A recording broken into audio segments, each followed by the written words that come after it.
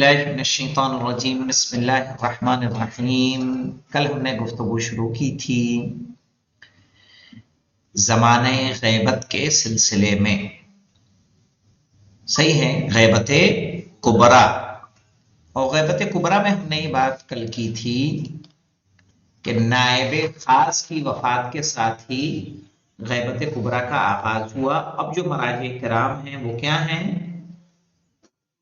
نائب عام ہے، اور اس کی طرف اشارہ چھٹے امام کی حدیث ہم بیان کر رہے تھے کہ امام نے حکم دیا کہ ایک قضیہ پیش کیا گیا کہ اگر کوئی حکومتی یعنی اس وقت کے خلیفہ کے پاس اپنے قضیے کو لے جاتا ہے حل کرنے، تو کیا کہا؟ یریدون ان یتحاکموا الی الطاغوت، تو اس نے طاغوت کی پیروی کی، ان سے فیصلہ چاہا، ان میں سے ہو رہا ہے۔ وقد امروا ان یکفروا به، جبکہ حکم دیا گیا ہے کہ طاغوت کا ہم کیا کریں؟ انکار کریں۔ تو اب ایسے میں لازم کیا ہے مولانا؟ ایسے میں لازم ہے ہم کس کی طرف رجوع کریں؟ امام کی طرف نہیں، ان فقہاء کی طرف کہ جن کو ائمہ نے تعلیم دیا ہے، ائمہ کی حدیث بیان کرتے ہیں۔ صحیح ہے، امام کی طرف آپ کیسے رجوع کر سکتے ہیں مولانا؟ یا عصر ائمہ میں بھی جو امام قید و بند میں زندگی گزار رہے ہیں، تو کیا لوگوں کی مشکلیں نہیں ہوں گی؟ ہے نا مشکلیں؟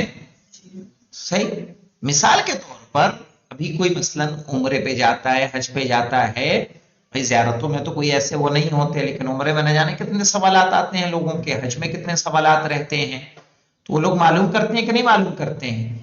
تو اب امام سے کیا معلوم کریں گے؟ ممکن ہے؟ یا امام کا جب انشاءاللہ ظہور ہوگا، کل ایک روایت پڑھ رہا تھا میں مسجد سہلہ کے بارے میں، مسجد سہلہ جو کہاں ہے؟ عراق میں، کہ وہ جناب ادریس کا گھر تھا۔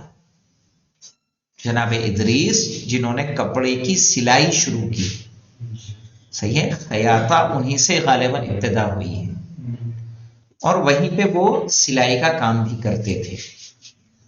اور جب امام زمانہ عجل اللہ تعالی فرجہ الشریف تشریف لائیں گے تو آپ اپنی اہل و عیال کے ساتھ اسی میں رہیں گے، وہ آپ کا گھر ہوگی، سمجھ رہے ہیں؟ اس لیے تاکید ہے کہ اس میں جائیں اور جا کر نماز پڑھیں۔ کوئی نبی ایسا نہیں ہے جو وہاں نہ گیا ہو، نماز نہ پڑھی۔ تو یہ روایت گزری کہ امام زمانہ کا کیا ہوگی؟ وہ گھر ہوگی، گھر قرار پائے۔ اب اس کے بعد دیکھیں کہ یہاں سے ہونا ہے نا؟ ہاں، امام جعفر صادق علیہ السلام کا یہ حکم کلی اور عمومی ہے کہ جو تمام واجد شرائط فقہا کو شامل ہوتا ہے۔ واجد شرائط یعنی کیا معنی ہے مولانا؟ واجد شرائط یعنی جس میں شرط پائی جا رہی ہو، نہیں، واجد موجود ہونا، صحیح ہے۔ جب امام ایک جزئی اختلاف کے متعلق اس بات پر راضی نہیں ہے کہ اس کے حل کے لیے کسی طاغوت کی طرف رجوع کیا جائے، تو یقیناً وہ اس بات سے راضی نہ ہوں گے کہ مسلمانوں کے تمام امور ستمگروں کے زیر نظر ہوں، بلکہ ان امور کو چلانے کی ذمہ داری شیعہ عادل فقہا کی گردن پر قرار دی ہے۔ آئیے مولانا، اسحاق بن یعقوب کا کہنا ہے کہ محمد بن عثمان، یہ دوسرے نائب ہیں مولانا، امام مہدی اجل اللہ تعالیٰ فرجہ شریف کے دوسرے نائب خاص، سے درخواست کی کہ ایک خط امام کی خدمت تک پہنچائیں۔ کس نے؟ اسحاق بن یعقوب نے کیا درخواست کی؟ محمد بن اسحاق سے کہ ہمارا یہ خط ہے، یہ خط امام تک پہنچائیں۔ میں نے اس خط میں اپنی مشکلات کے متعلق پوچھا تھا، امام نے خود اپنے ہاتھ سے جواب تحریر فرمایا تھا۔ میرے سوالوں میں سے ایک سوال یہ بھی تھا کہ غیبت کے دور میں پیش آنے والے واقعات میں کس کی طرف رجوع کریں؟ امام علیہ اللہ تعالیٰ فرجہ شریف نے اس سوال کے جواب میں فرمایا تھا کہ اور پیش آنے والے واقعات میں ہم سے حدیث نقل کرنے والوں کی طرف رجوع کرو. کس سے؟ ہم سے حدیث نقل کرنے والوں کی طرف رجوع. اب یہ حدیثیں کون نقل کرتا ہے؟ فقہاء. آپ فقہ پڑھتے ہیں نا جو توضیح ہوتی ہے، انشاءاللہ ہم ایک چلائیں گے کتاب فقہ استدلالی. فقہ استدلالی کی خاصیت یہ ہے، اچھی کتاب اس لیے ہے، وہ عربی میں کتاب ہے، عربی اچھی ہونی چاہیے اس کے لیے، وہ اعلیٰ درجے کی کتاب ہے، لغہ کے اسٹینڈرڈ کی کتاب ہے، کہ فقہ استدلالی میں کوئی مسئلہ بیان کرنے کے بعد کس روایت سے یہ مسئلہ اخذ کیا گیا ہے وہ روایت دی جاتی ہے. اسی لیے اس کو فقہ استدلالی یعنی فقہ دلیل کے ساتھ، تو وہ روایت بیان کی گئی ہے. ہم توسیع المسائل میں تو صرف مسئلے پڑھتے ہیں نا، کہ نماز کے لیے شکیات کا یہ مسئلہ ہے، وضو کا یہ مسئلہ ہے، جنابت کا یہ مسئلہ ہے، صحیح، لیکن اس کی دلیلیں ہیں ہم اس سے ناشنا ہے. لیکن کیا فقیہ بھی ناشنا ہے؟ نہیں، اس کے سامنے آیات قرآنی اور احادیث پیغمبر اور باقی ائمہ اور خود کی حدیث، یعنی جو باقی ائمہ کی حدیث اس کی نگاہوں کے سامنے ہوتی ہیں. 666 آیات احکام ہیں غالباً، یا 500 آیات احکام ہیں، صحیح ہے، غالباً 500 یا 666 کچھ ایسے تعداد ابھی میں مس کر رہا ہوں. آیات احکام یعنی قرآن کی وہ آیتیں جس میں شرعی حکم بیان کیا گیا ہے، انہیں کیا کہا جاتا ہے؟ آیات احکام.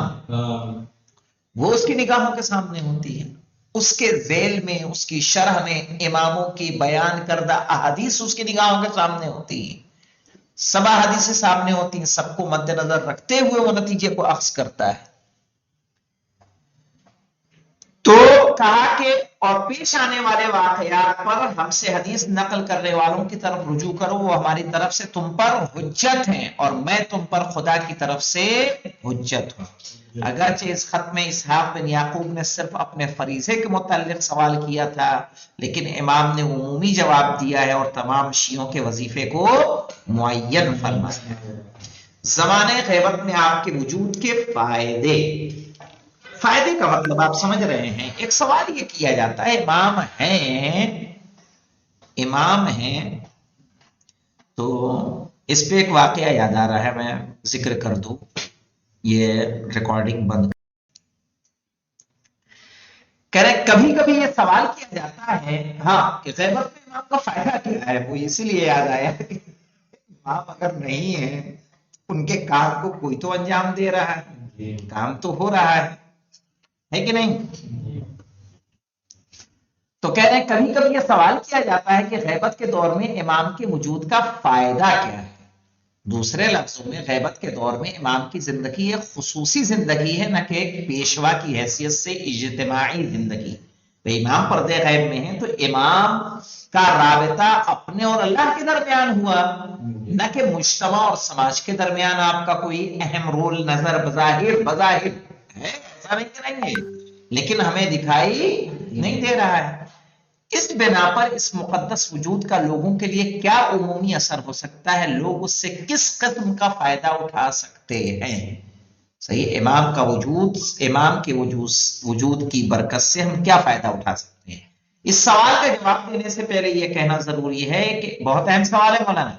امام کی غیبت کا مطلب یہ ہرگز نہیں ہے کہ آپ کا مقدس وجود ایک غیر مرئی روح یا خواب وغیرہ کی طرح تبدیل ہوئی ہے، یا غائب اور محض خواب میں آنے والی چیزوں کے مانند ہو گیا.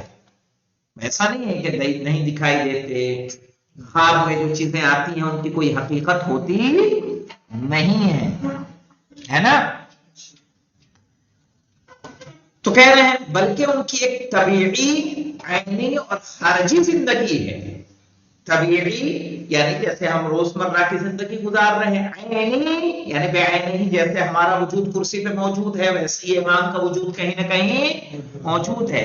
خارجی یعنی خیالوں میں نہیں ہے، کاغذوں میں نہیں ہے، صحیح ہے، بلکہ ان کا وجود خارج میں موجود ہے، جو ایک طولانی عمر کے بعد ختم ہو جائے گی.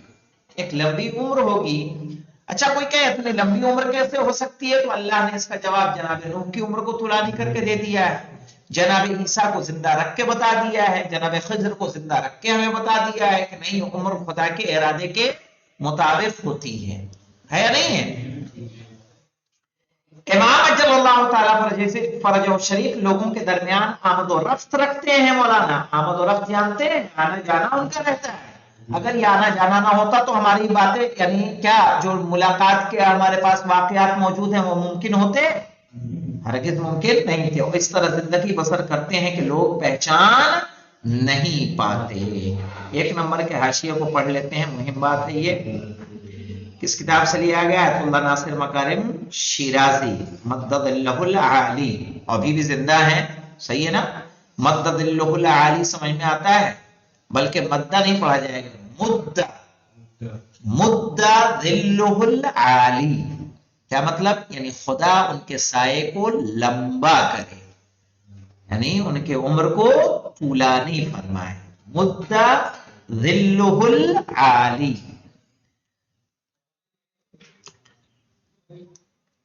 کیا ہے؟ اور نہ دکھائی دینا اور نہ پہچاننے کے درمیان بہت بڑا فرق ہوتا ہے۔ ایک ہے کہ دکھائی نہیں دے رہا ہے، ایک ہے کہ پہچان میں نہیں آ رہا ہے۔ وجود ہے لیکن ہم پہچانتے نہیں ہیں، ہماری نظریں امام کے وجود سے ناآشنا ہیں، لیکن کیا امام بھی ہمیں نہیں دیکھ رہے ہیں؟ امام سے بھی ہمارا پردہ ہے؟ کہا نہیں۔ اسی لیے کہا گیا مولانا ہر شب جمعہ ہمارے اعمال امام کی بارگاہ میں پیش کیے جاتے ہیں کہ وقار نے ریل دیکھی ہے کہ عبادت کی، سمجھ میں آیا؟ امام جعفر صادق علیہ السلام فرماتے ہیں کہ امام لوگوں کی نگاہ سے غائب ہوں گے، وہ حج کے موسم میں حاضر ہوتے ہیں اور لوگوں کو دیکھتے ہیں لیکن لوگ انہیں نہیں دیکھ پاتے۔ خدا کرے کہ ہم اس سال جانے والے ہیں تو ہمیں زیارت نصیب ہو جائے، اللہ کرے، کاش ایسا ہو۔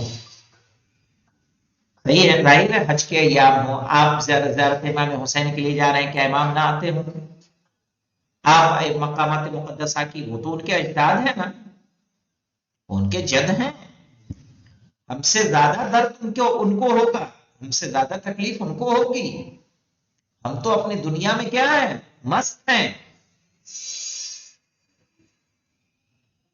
لیکن مذکورہ سوال کے جواب میں عصر غیبت میں امام کے وجود کے فوائد کو چند امور میں بطور خلاصہ بیان کیا جا سکتا ہے۔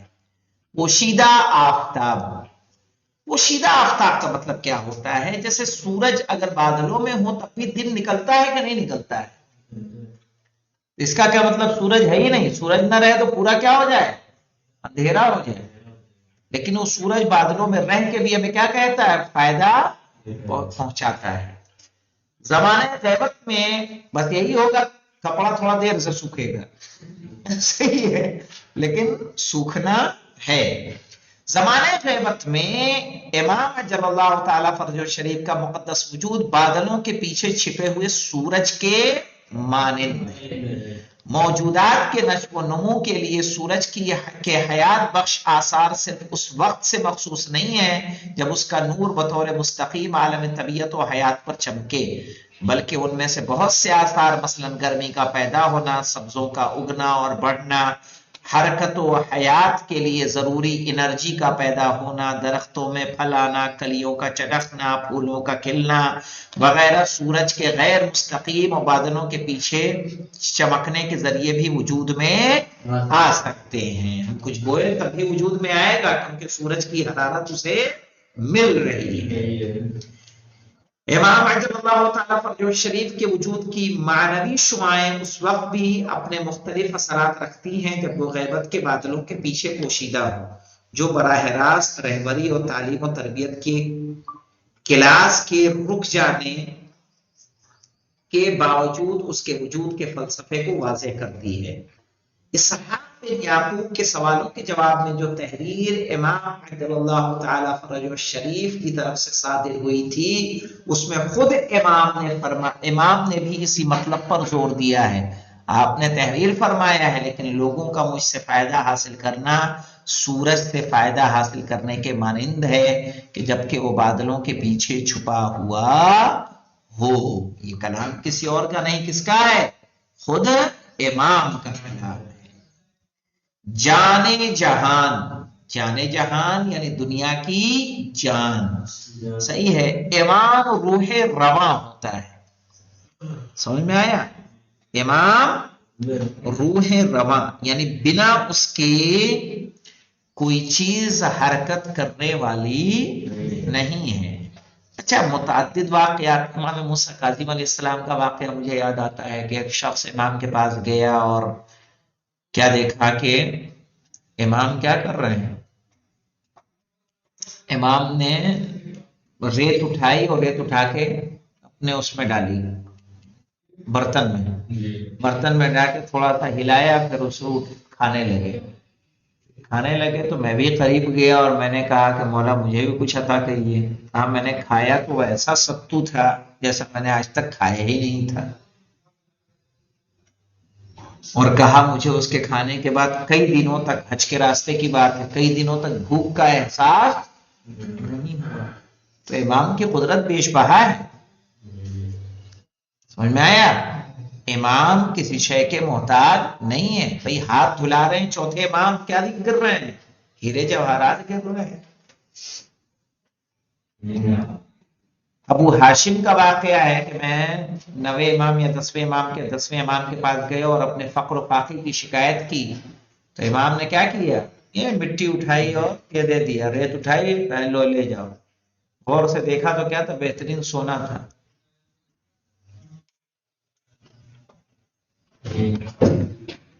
کہہ رہے ہیں امامت کے سلسلے میں وارد ہونے والی بے پناہ حدیثوں اور علماء کی طرف سے پیش کی جانے والی دلیلوں کے مطابق اسلام کی نظر میں امام دنیا کی جان ہوتا ہے اور دنیا اس کے وجود پر ٹکی ہوئی ہے. امام عالم وجود کا قلب، عالم ہستی کا مرکز اور دنیا اور اس کے خالق کے درمیان واسطہ فیض ہے. واسطہ فیض، فیض کا مطلب کیا ہوتا ہے؟ آپ نے وہ دیکھا ہے کہ نہیں؟ ایڈاپٹر دیکھے ہیں نا؟ ایڈاپٹر مثال کے طور پر بیٹری کو چارج کرنے کے لیے آپ لائٹ لیتے ہیں، یہ کیا کہلاتا ہے؟ اے سی. یہ والی لائٹ کیا ہے؟ اے سی. بیٹری کیا نا، بیٹری کی ہوتی ہے شاید ڈی سی، ڈائریکٹ کرنٹ ہوتا ہے، یہ آتا جاتا ہے، وہ ڈائریکٹ ہوتا ہے. تو اے سی سے ڈی سی میں کنورٹ کرنے کے لیے ایک ایڈاپٹر لگایا جاتا ہے، صحیح نا؟ چونکہ بیٹری کس میں ہوتی ہے، کون سی لائن ہوتی ہے اس کی؟ ڈی سی کی ہوتی ہے، ڈائریکٹ اس کا کرنٹ ہوتا ہے، وہ یہ اے سی ہوتی ہے. تو کیونکہ دونوں نوعیت. اب رب کے جو فیوزات ہیں وہ کس شکل میں ہیں؟ نور کی شکل میں ہیں. ہمیں کس شکل میں چاہیے؟ مادی شکل میں چاہیے. مادی شکل میں الہی نور کو پہنچانے کے لیے ایک واسطے کی ضرورت ہے جو ہر دور میں رہا ہے. ہر دور میں جناب آدم سے لے کے آج تک ایک وجود ایسا ہے کہ جس کی برکت سے دنیا کیا ہے؟ باقی ہے. اس لحاظ سے اس کے حاضر ہونے اور غائب ہونے میں کوئی فرق نہیں ہے، اور اگر وہ اگرچہ ناشناختہ طور پر بھی دنیا میں نہ ہو تو عالم ہستی کا نظام درہم برہم ہو جائے گا. ہمارا ہی نظام درہم برہم ہو رہا ہے. جیسا کہ امام جعفر صادق علیہ السلام نے فرمایا، اگر زمین پر امام کا وجود نہ ہو تو وہ اپنے باشندوں کو اپنے ساتھ لے کر دھس جائے گی. صحیح ہے. الہی آئین کی حفاظت امام کی ذمہ داری ہے، امام کی برکت سے ہوتا ہے. کہ امیر المومنین علیہ السلام اپنے ایک کلام میں ہر دور میں الہی رہنماؤں کے وجود کے ضروری ہونے کے بارے میں فرماتے ہیں، خدایا ایسا ہی ہے، زمین ایسے شخص کے خالی نہیں ہوتی ہے جو حجت خدا کے ساتھ قیام کرتا ہے، چاہے وہ ظاہر اور آشکار ہو یا پوشیدہ، تاکہ پروردگار کی دلیلیں اور اس کی نشانیاں مٹنے نہ پائیں. ختم ہو گیا کیا؟ اہم ادارے میں ایک ایسا باکس ہوتا ہے کہ جس میں اس ادارے کے اہم مدارک محفوظ کیے جاتے ہیں تاکہ چوروں کے دسترس اور آتش سوزی وغیرہ سے محفوظ رہیں۔ امام کا سینہ اور اس کی بلند روح بھی ایسا ہی ہے جیسے ایک صندوق ہے کہ جس میں الہی آئین کے اسناد و مدارک محفوظ ہوتے ہیں تاکہ مختلف سلیقوں اور شخصی افکار کے اجتماعی نفوذ کے مقابلے میں اپنی اصلیت اور تعلیمات کی الہی خصوصیات کی حفاظت ہو سکے۔ صحیح ہے، اس لیے جب امام آئیں گے اور امام شریعت کو پیش کریں گے تو ایسی نظر آئے گی جیسے بدلی ہوئی شریعت ہو۔ آج مراجع کے فتوے میں آپ دیکھتے ہیں نا، احتیاط مستحب ایسا ہے، احتیاط واجب اتنا ہے۔ مثلا قربانی کے لیے سستانی صاحب کے ہاں نزدیک 2 سال کا بکرا ہونا شرط ہے، وہی جب خراسانی صاحب کے ہاں عمر کی کوئی شرط نہیں ہے، اس لیے 2 سال سے کم کا بھی قربانی ہو سکتی ہے۔ تو یہ فرق ہے یا نہیں ہے؟ صحیح ہے۔ امام کا وجود ہمارے نگاہوں کے سامنے ہوگا تو امام نے کہا 6 مہینے کا 6 مہینے کا، سال کا تو سال کا، 2 سال کا تو 2 سال کا، کوئی فرق ہونے والا نہیں ہے کہ نہیں؟ امید کی برقراری، انسان کی فردی اور اجتماعی زندگی میں امید کا کردار کسی پر پوشیدہ نہیں ہے، بالخصوص وہ امید کے جو میدان جنگ میں کمانڈر اور ایک رہبر اپنے ماتحت افراد کو عطا کرتا ہے۔ جس وقت تک ایک لشکر کا سردار جب تک زندہ ہوتا ہے اگرچہ ظاہری طور پر خاموش رہتا ہے اور کچھ نہیں بولتا، لیکن پھر بھی اس کا وجود حیات و حرکت نظم و سکون کا باعث ہوتا ہے، ہمت و قوت ہوتی ہے۔ مولانا ایک گھر میں کہا جاتا ہے ایک باپ کی حیثیت ہوتی ہے، جس گھر میں کسی باپ کا انتقال ہو جائے اس گھر کی اس کے نظام درہم برہم ہوتا ہے کہ نہیں ہوتا ہے؟ کہ بالکل ویسے ہی چلتا رہتا ہے جیسے چل رہا ہوتا ہے؟ نہیں، اس کا ایک اہم رول ہوتا ہے۔ اسی طرح عالم ہستی کے لیے ایک کیپٹن کا ہونا، ایک سردار کا ہونا، ایک چیف کا ہونا ضروری ہے۔ صحیح ہے، وہ اگر موجود ہوتا ہے تو نظام اپنی جگہ پر قائم رہتا ہے۔ جس وقت تک ایک لشکر کا سردار جب تک زندہ ہوتا ہے اگرچہ ظاہری طور پر خاموش رہتا ہے اور کچھ نہیں بولتا، لیکن پھر بھی کیا ہے، اس کا وجود حیات و حرکت نظم و سکون کا باعث ہوتا ہے۔ لیکن اس کی موت کی خبر سنتے ہی ایک پرجوش اور حوصلہ مند شک کے سروں پر نا امیدی کی گرد و غبار اڑنے لگتی ہے، چونکہ شیعوں کا عقیدہ یہ ہے کہ اس کا امام زندہ ہے، اگرچہ وہ اس کو نہیں دیکھ پاتے لیکن وہ خود کو تنہا محسوس نہیں کرتے کہ جس کے ذریعے سے ان کے دلوں میں امید کا چراغ روشن رہتا ہے۔ ظاہر ہے ہم لوگ تو لگاتے ہیں، ہم دعا تو کرتے ہیں، ہمیں امید تو بنتی ہے کہ نہیں بنتی ہے؟ اور یہ عقیدہ لوگوں کو تزکیہ نفس کرنے اور اس عظیم عالمی قیام کے لیے آمادہ ہونے پر مجبور کرتا ہے۔ جیسے میں نے ابھی کہا کہ ہمارے اعمال کیا ہوتے ہیں؟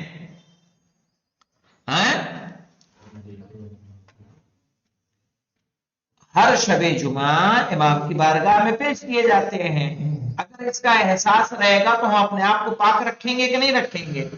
کہیں ایسا نہ ہو کہ ہمارے حساب کتاب ایسا امام کے پاس پہنچے کہ امام کے سامنے ہم حاضر ہونے کے قابل نہ رہیں۔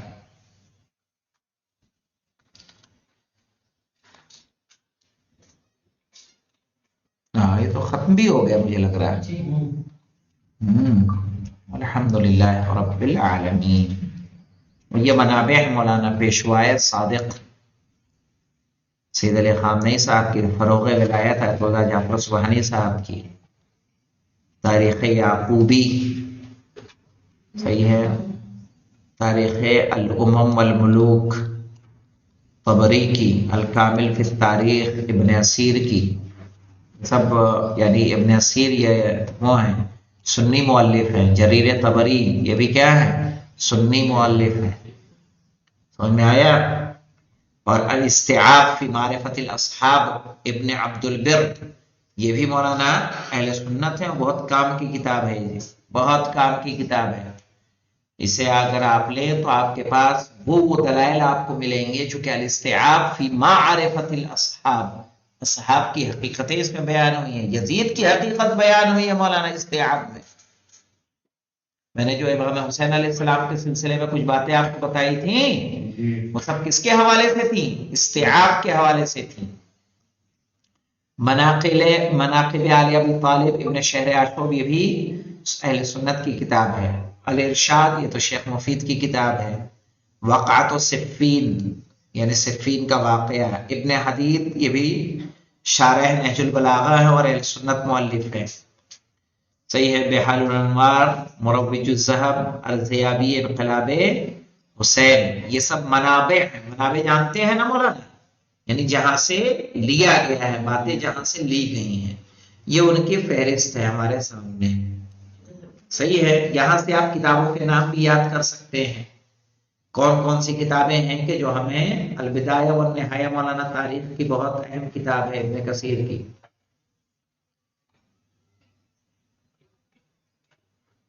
الروضۃ من الکافی، یہ ترجمہ ہے.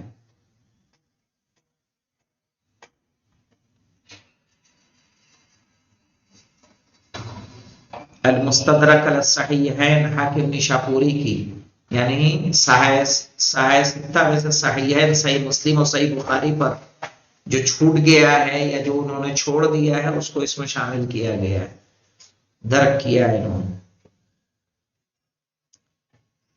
ٹھیک ہے. تو یہاں دیکھیے ایک لمبی فہرست ہے کتابوں کی. ماشاء اللہ، آپ کم سے کم اس سے کتابوں کی آشنائی ہمیں ملے گی، اور اس طرح ہم نے یہ کتاب مکمل کر لی. خدا کا لاکھ لاکھ شکر ہے. صحیح. لیکن امام زمانہ عجل اللہ تعالیٰ فرج شریف کو انشاءاللہ ہم لوگوں کی گفتگو جاری رہے گی. والحمدللہ رب العالمین.